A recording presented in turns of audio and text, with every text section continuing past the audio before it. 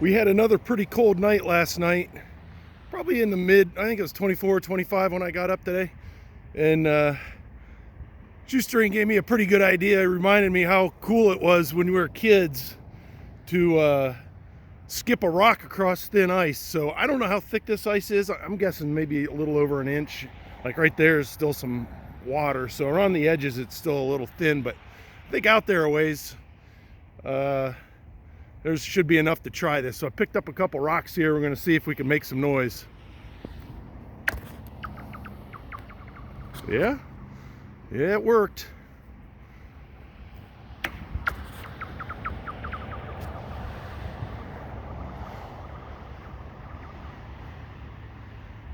Try to do this with no cars going by here, drowning out the sound of the skipping.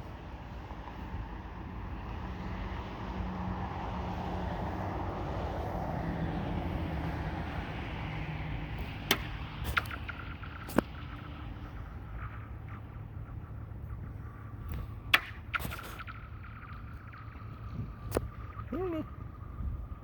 Hopefully the camera's picking that up. It does sound pretty cool.